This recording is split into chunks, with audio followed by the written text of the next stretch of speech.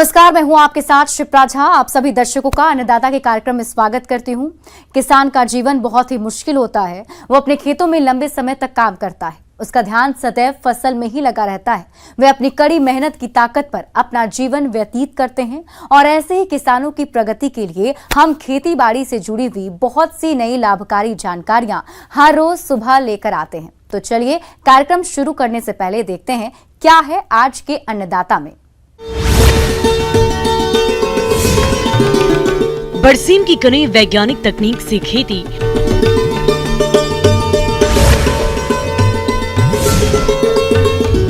मूली की खेती करके कमाई अच्छी आय।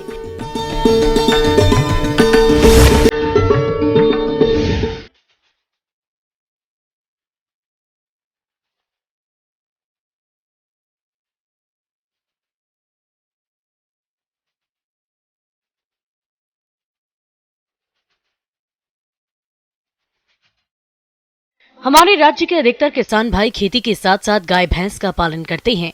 दुधारू पशुओं से अधिक पशु उत्पादन तभी लिया जा सकता है जब इनके आहार में हरे चारे का समावेश किया जाए और इसी के तहत हरे चारे वाली फसलों में बरसीम की बुआई का समय आने वाला है। तो आप इसकी उन्नत किस्मों का चयन करके बरसीम की वैज्ञानिक तकनीक से खेती कैसे करें, इस बारे में और अधिक जानकारी के लिए मिलते हैं जिला भोपाल के वरिष्ठ पशु चिकित्सक डॉक्टर S.K. श्रीवास्तव से।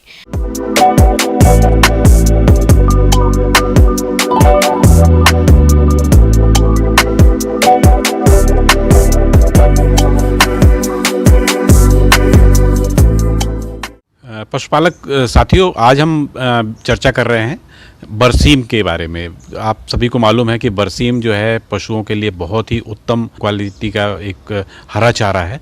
वो विशेष तौर से हमारे पशुपालक भाई अपने दुधारू जानवरों के लिए काफ़ी तादाद पे, और ये मौसम भी है उनके बुआई का। दुधारू पशुओं के लिए बरसीम बहुत ही पौष्टिक और स्वादिष्ट हरा चारा है। इसमें रेशे की मात्रा कम और प्रोटीन की औसत मात्रा 20 से 22% की होती है।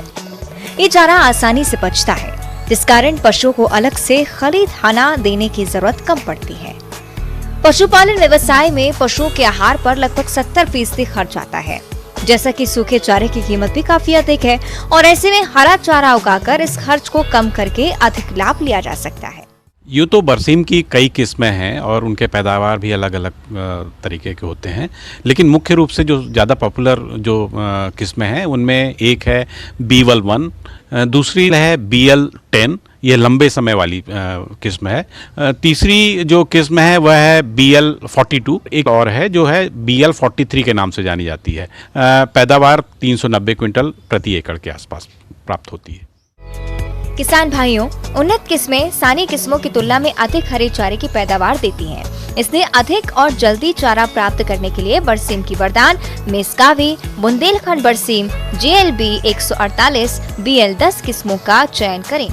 हम इस फसल को उगाएंगे, वह जमीन जो है दरमियानी से भारी जमीन में उगाने वाली फसल है ये, परंतु हम चाहें तो हल्की दोमट जमीन वाली हैं उसमें भी हम इनको लगा सकते हैं, लेकिन इसमें लगातार पानी देना पड़ता है। किसान भाइयों, इसकी बुआई के लिए सबसे सही सितंबर के अंतिम सप्ताह से नवंबर तक का समय है। बरसीम के अच्छी फसल के लिए सिंचित खेत का चुनाव किया जाता है, जिसकी मिट्टी भारी दोमट और अधिक जल धारण क्षमता वाली हो, जिसमें जल निकास की अच्छी सुविधा हो।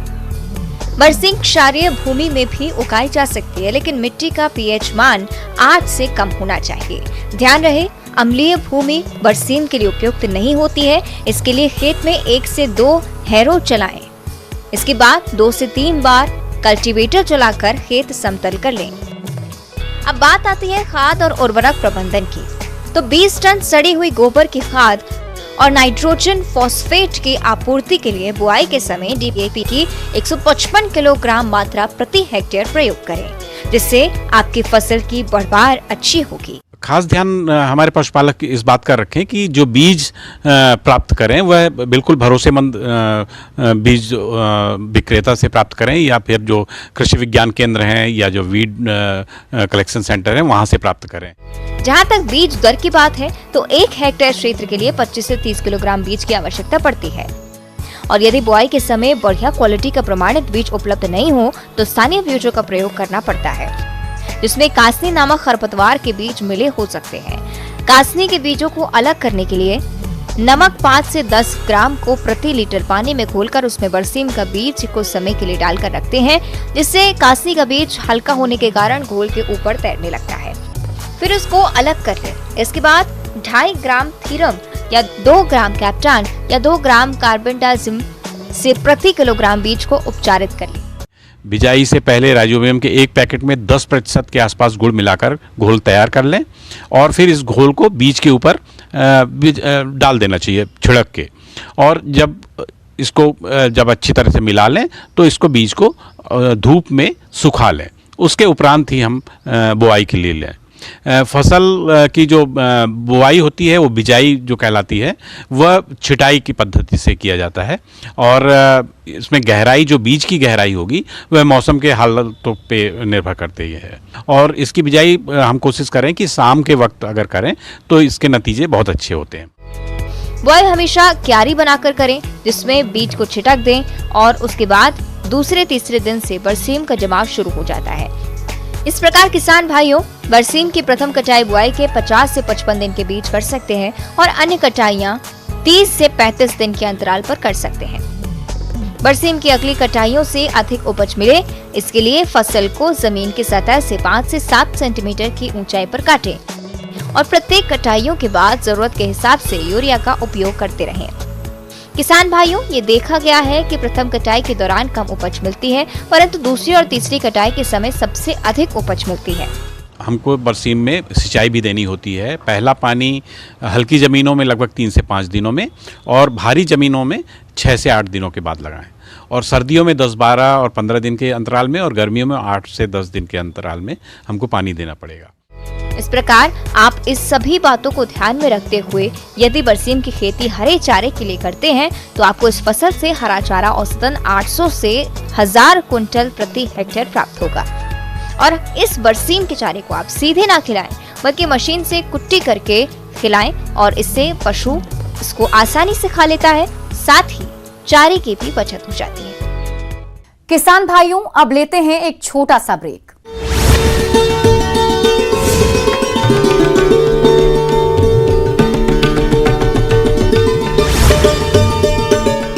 इसका आज दूसरा दिन। कल भोपाल में सीएम शिवराज ने रंगारंग कार्यक्रम में किया था शुभारंभ। 5 अक्टूबर तक खेले जाएंगे 24 मुकाबले। सीएम शिवराज ने किया अंतर्राष्ट्रीय खिलाड़ियों का सम्मान। एशियन गेम्स में मेडल जीतने वाले खिलाड़ियों को दिए चेक। ऐश्वर्य प्रताप सिंह, आशी चौक से पूजा वस्त्रकार, नेहा ठाकुर, मनीषा कीर ने जीते हैं पदक। सीएम शिवराज का आज रायसेन दौरा। बेगमगंज में जन दर्शन कार्यक्रम, जिले को देंगे बड़ी सौगात। जल्द हो सकता है चुनाव की तारीखों का ऐलान। 5 अक्टूबर को पीएम मोदी के एमपी दौरे के बाद लग सकती है आचार संहिता। 5 अक्टूबर को पीएम का जबलपुर दौरा। चुनाव नहीं लड़ने के ऐलान के बाद पहली बार बोली मंत्री यशोधरा राजे सिंधिया। कहा, मुझे 4 बार कोरोना हुआ है, मैं अब 21 साल की नहीं, किसी तरह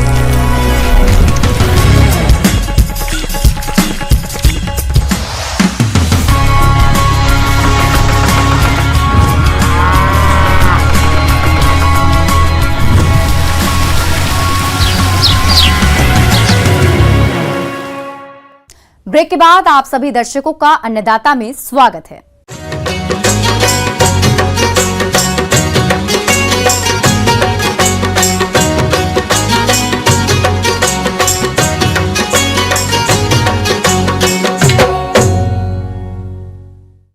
अपने राज्य में मूली की खेती प्रायः सभी क्षेत्रों में की जाती है। सामान्यतः किसान अन्य फसलों के साथ मूली के मेढ़ों पर या खेत में लगाकर आय अर्जित करते हैं।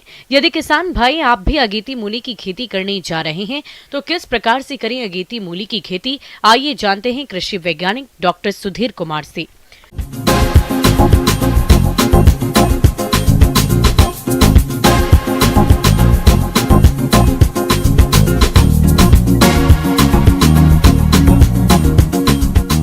किसान भाई नमस्कार। किसान भाई, अभी मूली की खेती, आप आगात में मूली की खेती करके आप अच्छी आमदनी ले सकते हैं। मूली की खेती करने के लिए किसान भाई आप भूमि का चयन कर लें।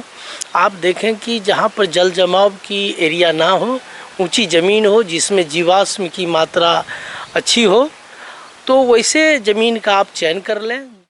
भूमि का चयन और तैयारी मूली की खेती सभी प्रकार की भूमियों में की जा सकती है, लेकिन मूली का अच्छा उत्पादन प्राप्त करने के लिए रेतीली दोमट भूमि अधिक उपयुक्त रहती है। मूली के लिए गहरी जुताई की आवश्यकता होती है, इसीलिए खेत की एक जुताई मिट्टी पलटने वाले पिलाऊ से करने के बाद 2 से 3 बार कल्टीवेटर चलाकर भूमि को समतल कर लें, जिससे फसल का उचित विकास हो सके। भूमि का चयन कर लेते हैं, उसके बाद आप प्रभेद का चयन करें। किसान भाई, आप पूसा रेशमी है, पूसा मृदुला है, अर्का निशांत है, काशी श्वेता है और काशी हंस है, जो आई बिहार की वैरायटी है। और काशी श्वेता 30 से 35 दिन की प्रभेद है और ये 450 कुंटल लगभग इसका उत्पादन क्षमता है। खाद और उर्वरकों का प्रयोग किसान भाइयों, मूली की फसल से अधिक उत्पादन प्राप्त करने के लिए खाद और उर्वरकों का संतुलित मात्रा में प्रयोग करना जरूरी होता है। इसलिए 150 कुंटल गोबर की खाद या compost, 217 kilo urea, 313 kilo single super phosphate तथा 167 किलो म्यूरेट ऑफ पोटाश प्रति हेक्टेयर की आवश्यकता होती है। इनमें से गोबर की खाद, सिंगल सुपर फास्फेट और म्यूरेट ऑफ पोटाश की पूरी मात्रा का उपयोग खेत की तैयारी के समय पर करना चाहिए और यूरिया को 2 भागों में बांटकर पहली मात्रा का प्रयोग बुआई के 15 दिन बाद और दूसरी मात्रा का उपयोग 30 दिन की फसल अवस्था पर उपरिवेशन के रूप में करना चाहिए। बुआई से पहले मूली के बीजों को कार्बेडाजिम दवा 3 ग्राम प्रति किलोग्राम बीज की दर से बीज उपचार करें। और मूली की खेती करने के लिए किसान भाई रो से रो अगर ये 25 सेंटीमीटर का दूरी 25 से 30 सेंटीमीटर है, उसी रो पर 10 सेंटीमीटर के दूरी पर अगर बीज की बुआई कर देंगे तो आपका उत्पादन क्षमता इससे भी बढ़िया मिलेगा। पूरी उसमें सूरज की रोशनी प्रॉपर वे में मिलेगा, हवा का प्रवेश होगा और इसमें रोग व्याधि का भी प्रकोप कम होगा। दूसरी विधि है मेड़ों पर बुआई। इस विधि में क्यारियों में 30 सेंटीमीटर की दूरी पर 15 से 20 सेंटीमीटर ऊंची मेढ़े बना ली जाती हैं। इन मेढ़ों पर बीज को 4 सेंटीमीटर की गहराई पर बो दिया जाता है। बीज उग आने पर जब पौधों में 2 पत्तियां आ जाती हैं, तब पौधों को 8 से 10 सेंटीमीटर की दूरी छोड़कर बाकी पौधों को निकाल दिया जाता है। बुआई की ये विधि अच्छी रहती है क्योंकि इस विधि से बोने पर मूली की जड़ की बढ़वार अच्छी होती है और मूली मुलायम भी रहती है। मूली की फसल में खरपतवार नियंत्रण। मूली की फसल को खरपतवारों से मुक्त रखने के लिए रासायनिक खरपतवार नाशक दवा पेंडिमीथेलिन घोलकर प्रति हेक्टेयर की दर से बुआई के 48 घंटे के अंदर प्रयोग करने पर शुरुआत के 30 से 40 दिनों तक खरपतवार नहीं उगते। इसके अलावा आप बुआई के 15 से 20 दिन बाद निराई गुड़ाई कर फसल को खरपतवारों से मुक्त रखें और मूली की फसल में मिट्टी चढ़ाने का कार्य भी करना चाहिए। मूली की जड़ें मेड़ से ऊपर दिखाई दे रही हों तो उन्हें मिट्टी से ढक दें, अन्यथा सूर्य के प्रकाश के संपर्क से वे हरी हो जाती हैं। मूली की फसल में सिंचाई प्रबंधन। बुआई के समय यदि भूमि में नमी की कमी रह गई हो तो बुआई के तुरंत बाद एक हल्की सिंचाई कर दें। मूली की अच्छी पैदावार देने के लिए फसल में पानी की अधिक जरूरत होती है, इसलिए आप फसल में 4 से 5 दिन के अंतराल पर सिंचाई जरूर करते रहें। मूली की जड़ें पूर्ण विकसित हो जाएं, तब कड़ी होने से पहले मुलायम अवस्था में ही खोद लेना चाहिए। मूली की पैदावार इसकी किस्में, खाद व उर्वरक और शस्य क्रियाओं पर निर्भर करती है। तो इन सारी बातों को ध्यान रख के अगर मूली की खेती किसान भाई करेंगे तो आपका इनकम जो है, मूली की खेती करेंगे इस समय मूली का रेट भी जो मार्केट में बढ़िया होता है तो आपको आमदनी अच्छी होगी। आगे और भी है खेती बाड़ी से जुड़ी हुई बहुत सी रोचक जानकारियां। यहां रुकेंगे एक और छोटे से ब्रेक के लिए।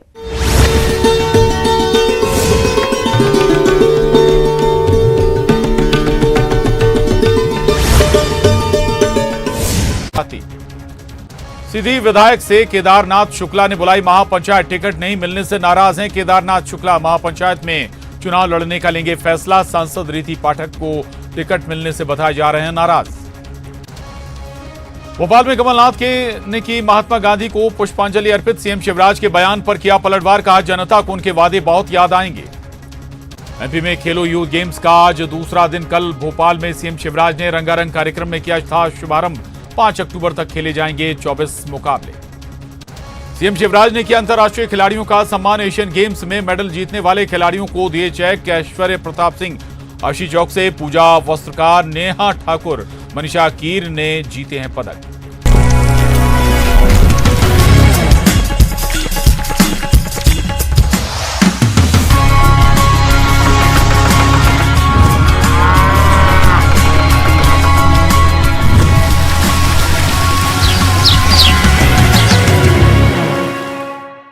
ब्रेक के बाद एक बार फिर से आप सभी दर्शकों का अन्नदाता के खास कार्यक्रम में स्वागत है।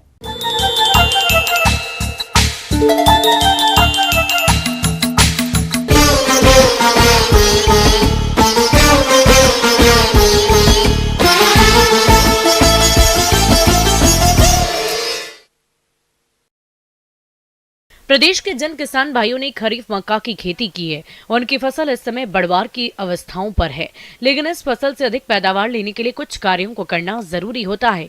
तो आप मक्के की फसल में इस समय कौन कौन से जरूरी कार्यों को और किस तरह से करें, इसकी समस्त जानकारी के लिए मिलते हैं वरिष्ठ वैज्ञानिक डॉक्टर ब्रजराज सिंह कंसाना से।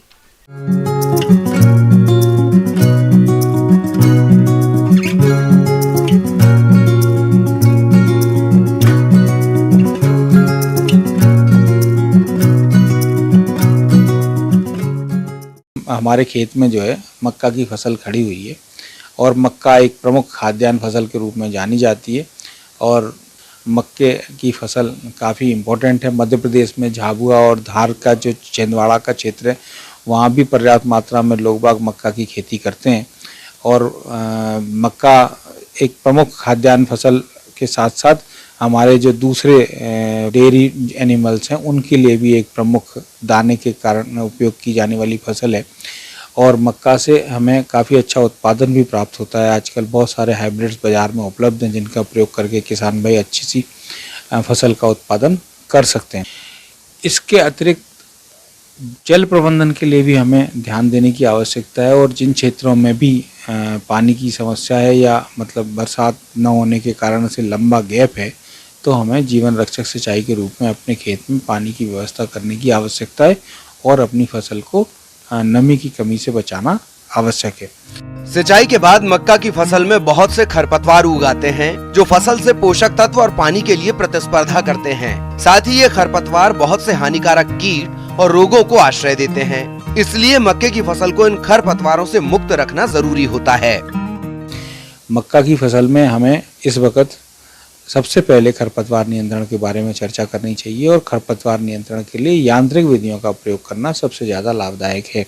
अगर हम अपनी दो लाइन के बीच में व्हील हो या हल के माध्यम से या खुरपा चला के अपन खेत खरपतवारों का नियंत्रण करते हैं तो इससे काफ़ी अच्छा फ़ायदा हमें देखने को मिलता है क्योंकि ज़मीन भी भुरभुरी हो जाती है और उससे हमें दूसरा फ़ायदा ये भी है कि जब हम बरसात के मौसम में देखते हैं तो पानी की कमी के कारण भी हमारी फसल पर विपरीत प्रभाव पड़ता है।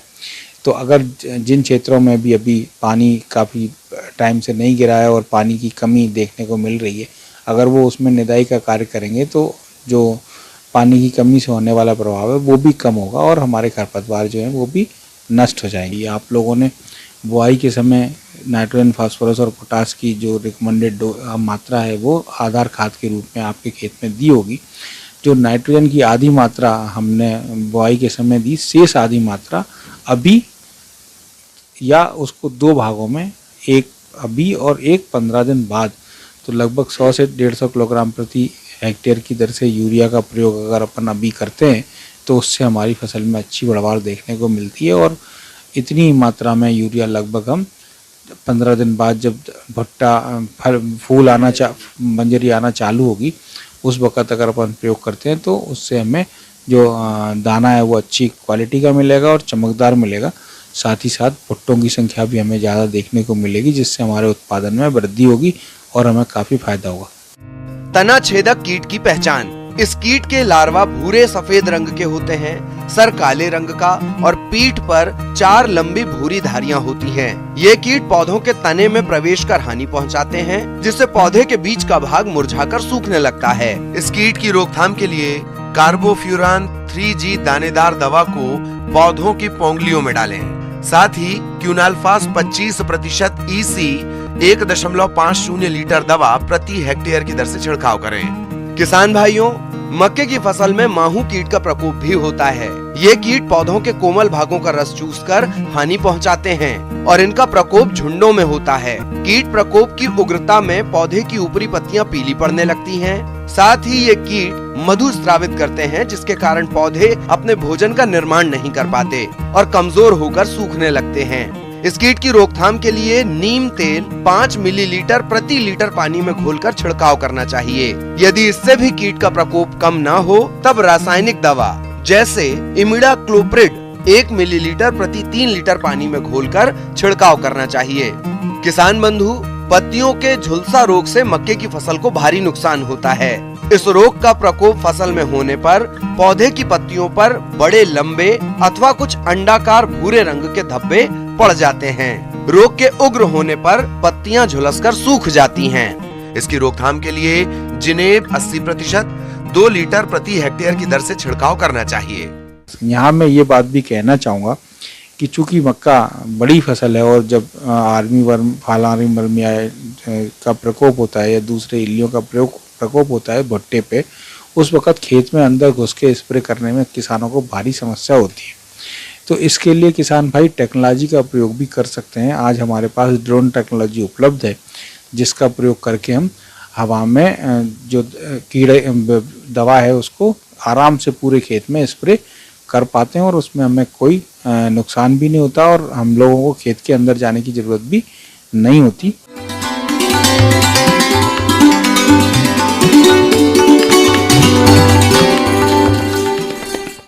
और आइए अब जानते हैं अन्नदाता निःशुल्क फोन के माध्यम से पूछे गए समस्याओं का समाधान। आज के अन्नदाता हेल्पलाइन में जिस प्रश्न को कार्यक्रम में शामिल किया गया है उसे पूछा है ग्राम खरीका, जिला ग्वालियर के किसान प्रमोद कुमार ने। आप सहजन की खेती के बारे में जानकारी चाहते हैं, तो प्रमोद कुमार जी आपकी जानकारी के लिए प्रस्तुत है कार्यक्रम का यह है अंश।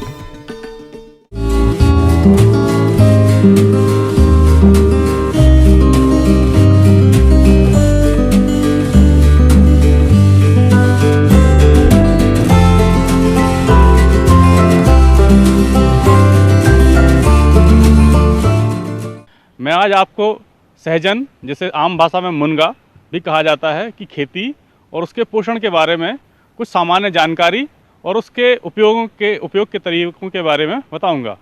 यह एक बहु उपयोगी पोषण से भरा हुआ एक वृक्ष है। इसकी फली, पत्तियां, पुष्प और इसकी जड़ें पोषण से भरपूर हैं। इसमें प्रोटीन प्रचुर मात्रा में होता है। इसमें कैल्शियम, फास्फोरस और अन्य तत्व जैसे बीटा कैरोटीन और विभिन्न प्रकार के तत्व पाए जाते हैं, जिनसे शरीर में भिन्न भिन्न रोगों की रोकथाम होती है। प्रजातियों का जो चयन है वो बड़ा महत्वपूर्ण है। किसी भी फसल की उत्पादन में प्रजाति है उसका उपयोग अलग अलग प्रकार की उपयोगिता के हिसाब से किया जाता है। कि जैसे अगर हमें हाई डेंसिटी, मतलब जिसको कहते हैं सघन उत्पादन लेना है, तो PKM1 एक बहुत अच्छी प्रजाति है। दूरी के लिए लेने के लिए PKM2 और PKM3 बहुत उम्दा प्रजाति हैं। इसके अलावा ज्योति 1, ज्योति 2 नाम की 2 वैरायटियां हैं, जिनका उपयोग बहुत अच्छे से किया जा सकता है। सहजन की खेती पत्तियों और फलियों के लिए की जाती है, जिसमें फलियों का प्रयोग सब्जी और बीज उत्पादन के लिए किया जाता है और इसकी पत्तियों को सुखाकर औषधियों में प्रयोग में लिया जाता है। सहजन की खेती की सबसे बड़ी बात यह है कि सूखे की स्थिति में कम से कम पानी में भी जिंदा रह सकता है और कम गुणवत्ता वाली मिट्टी में भी ये पौधा लग जाता है। सहजन की खेती करने के लिए दोमट मिट्टी सबसे अच्छी होती है। मुनगे की खेती करने के लिए अभी जो जून का समय चल रहा है, यह एक उपयुक्त समय है। इसके लिए मुनगा की खेती 2 प्रकार से की जा सकती है। एक, खेत पर सीधे रोपाई करके, या फिर मुनगे के बीजों को छांव में छोटी छोटी पन्नियों में बीजों एक 2 बीज एक पॉलीथिन में, छोटी छोटी पॉलीथिन में रोप कर आप उसको छांव में विकसित कर सकते हैं। सहजन की खेती में अगर आप नर्सरी में उगाए पौधे का इस्तेमाल करना चाहते हैं तो 18 सेंटीमीटर की ऊंचाई और 12 सेंटीमीटर की चौड़ाई वाले पॉली बैग का इस्तेमाल करें। बैग के लिए मिट्टी का मिश्रण हल्का होना चाहिए। उदाहरण के तौर पर 3 भाग मिट्टी और 1 भाग बालू। प्रत्येक बैग में 1 से 2 सेंटीमीटर गहराई में 2 या 3 बीज को लगाएं। और फिर बरसात आने पर आप उनको गड्ढों के द्वारा खेत में रोप सकते हैं, या मेड़ पे रोप सकते हैं, या जहां आपके पास ज़मीन हो आप कम पौधे रोप सकते हैं, घर के उपयोग के हिसाब से रोप सकते हैं। 50 सेंटीमीटर गहरा और चौड़ा गड्ढा खोद लें और उस गड्ढे से मिट्टी को ढीले होने और जड़ को नमी ग्रहण करने में मदद मिलती है। सहजन या मोरिंगा के सघन उत्पादन के लिए एक पेड़ से दूसरे पेड़ के बीच की दूरी 3 मीटर हो और लाइन के बीच की दूरी भी 3 मीटर रखें। इसके बाद कंपोस्ट या खाद की मात्रा 5 किलो प्रति गड्ढा ऊपरी मिट्टी के साथ मिलाकर गड्ढे के अंदर और चारों तरफ डालें। ऐसा करने के बाद जो हमारे तैयार किए गए पौधे हैं जिनकी ऊंचाई 1 से 1.5 फीट या उससे कम हो, उनको उचित दूरी पर जैसे 1.5 बाई 1.5 या 2 बाई 2 मीटर की अंतर पर इनको रोपें। और बरसात के मौसम में अगर आप सिंचाई दे रहे हैं तब आप इन्हें सिंचाई दें, और अगर बरसात हो रही है तो इनके आसपास थाला ना बनाएं, इन पर मिट्टी चढ़ा के रखें, क्योंकि अगर बरसात के मौसम में जड़ों के आसपास इकट्ठा हुआ पानी तनों को छोटे छोटे पौधों के गलन कर देता है, इसलिए थाला ना बनाएं या फिर जल निकासी की पर्याप्त मात्रा में व्यवस्था करके रखें।